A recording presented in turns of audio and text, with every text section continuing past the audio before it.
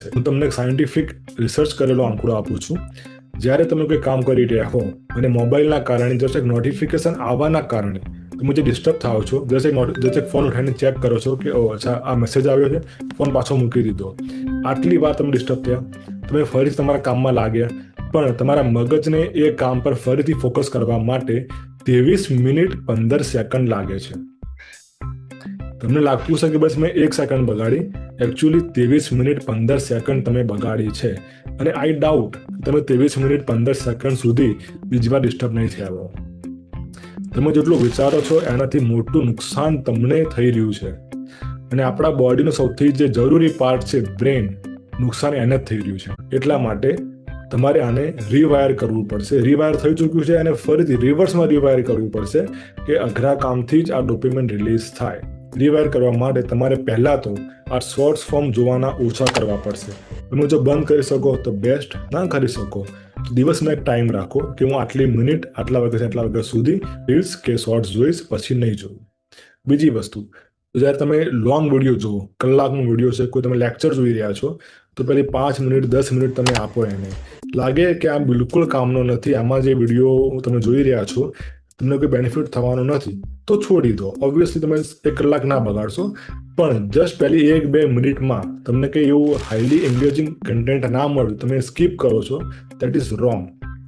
યાદ રાખો તમે કોઈ ટીચર્સનો વિડીયો જોઈ રહ્યા છો, નહીં કે મિસ્ટર બીસ્ટનો. બીજી વસ્તુ કે તમે જ્યારે ભણો છો ત્યારે નોટિફિકેશન બંધ રાખો. મોબાઈલમાં કોઈ પણ નોટિફિકેશન આવી ના જોઈએ.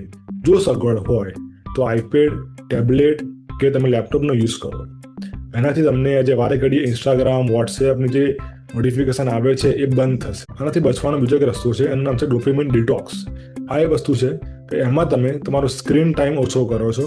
જે બહુ ફાસ્ટ તમને સંતોષ આપે, તમે એવા કામ દૂર કરો છો.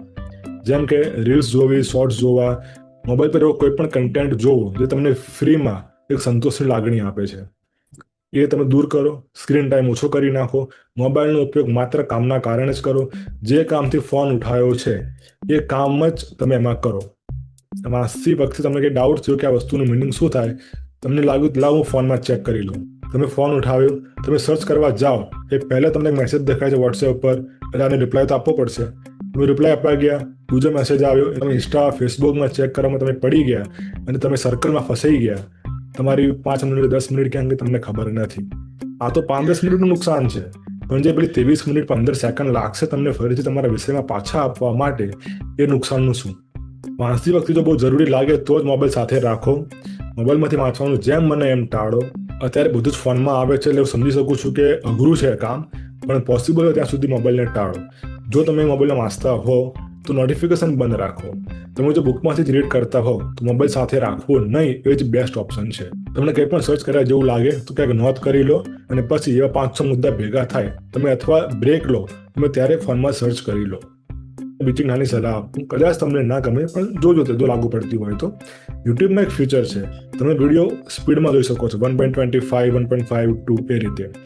તો એ ફીચર તમારો સમય બચાવે છે એવું તમને લાગે છે કે તમે બહુ ફાસ્ટ વિડીયો જોવો છો, તમારો સમય બચે છે, પણ એના કારણે તમારા મગજને એ મેસેજ જાય છે કે મારે જો કઈ વસ્તુ કામની જોવી હોય તો મારે વસ્તુ ફાસ્ટ સ્પીડમાં જતી હોય અને થોડા સમયમાં બહુ માહિતી આપતી હોય તો જે વસ્તુ મારા કામની છે, તો જે મગજ તમારો વિડીયો જોશે.